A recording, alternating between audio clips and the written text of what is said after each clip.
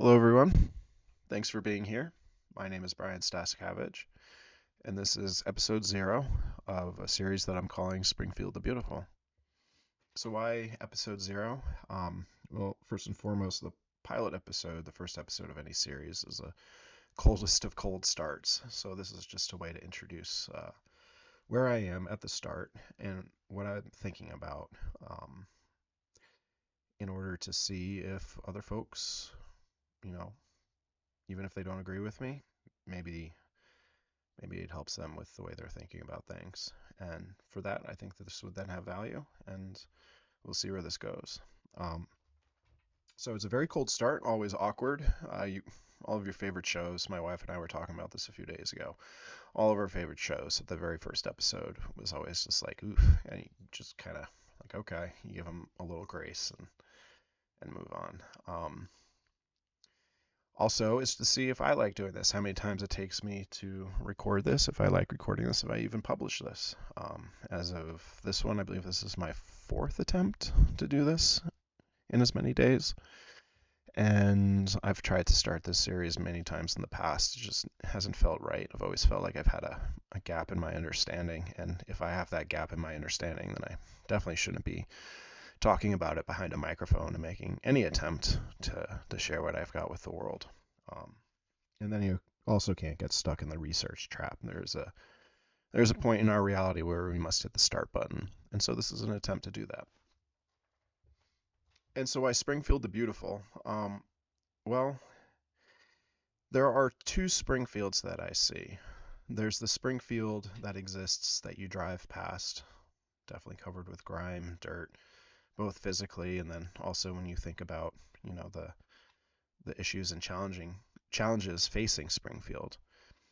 But there's also the the element that you can't see that's more intellectual, and I'm talking about things like Springfield's history, or walking around town and seeing the jolly good group of folks who make themselves heard on the corner. um, the the family that has that amazing Halloween display. Um, the listening to the school board members talk about how they're looking at things, thinking about things, how they truly do care.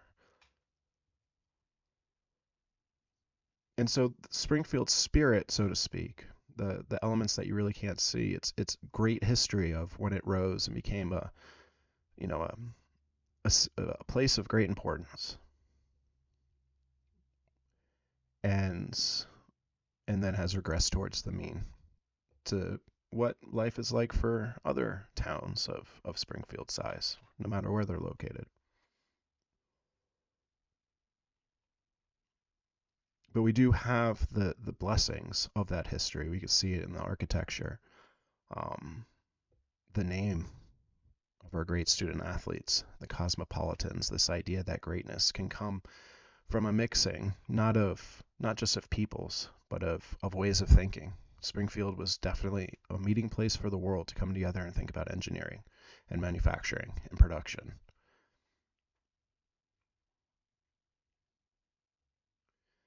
So the spirit of Springfield is beautiful, but perhaps the physical Springfield is not. And this mismatch has confused me. It greatly confuses me.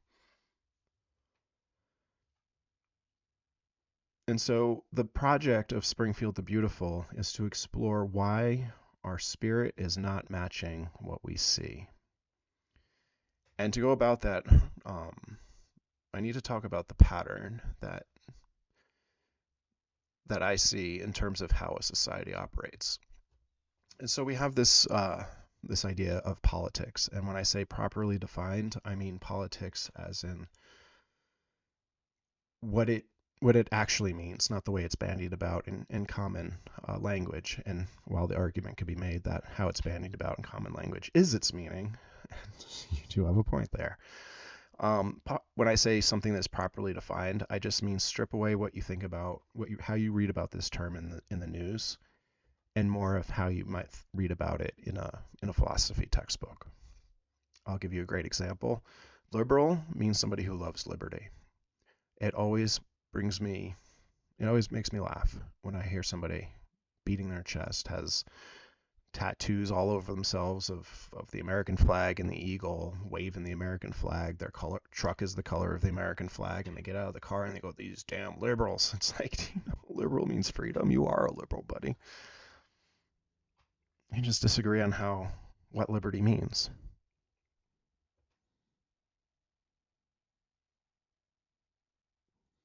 So politics, properly defined, is the discussion of the here and now. It is this present moment in time. And now that statement I just made has moved into the past, and now this is the new present moment in time. And that is politics, is how do we make decisions in this eternal present that always exists.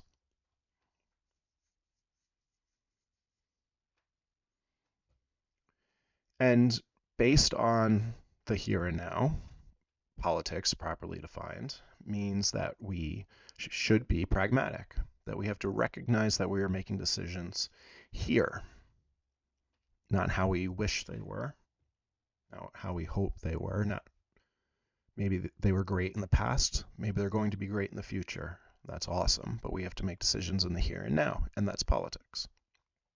A great example of that in Springfield is that the ideology is that Springfield should be shut down so that we could take a look at it and see what's going on, because the outputs are not matching what we think they should be. So, what happens when you have a malfunctioning institution? You shut it down, you put it into maintenance mode, and you take a look at it. But that also means that every single child in Springfield who relies on education, the Springfield school system for their education, what are they going to do? What are the teachers going to do? And so the politics, rightfully, in the here and now, says Springfield schools stay open. And if you want to take a look at what's under the hood, you need to go upstream. And by upstream, I mean when you stand in a river, the water comes at you upstream and affects you, and then you standing in the river affects what happens downstream. So politics is the mouth of the river. It's the here and now and the present. Its source is culture. There's a reason why, because of the gridlock in politics, we now have culture wars. We're simply just moving upriver. And culture, the best way I've found to describe culture is it's like the written and unwritten rules of baseball. The written rules of baseball, or the written rules of the theater, or whatever institution you're part of, are the laws, the policies, the regulations.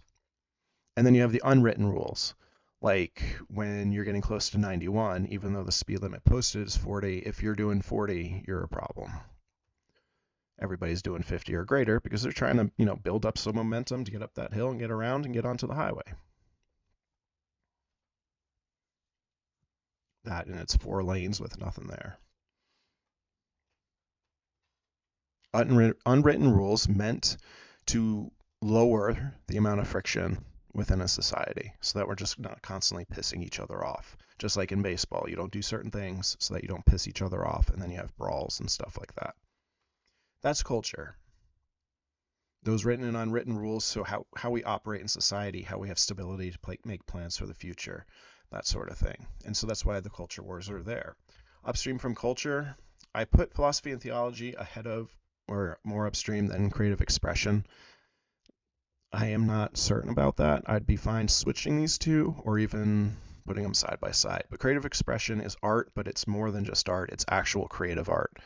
The folks working on the 50th episode of the Marvel comic movies, they are not doing creative expression.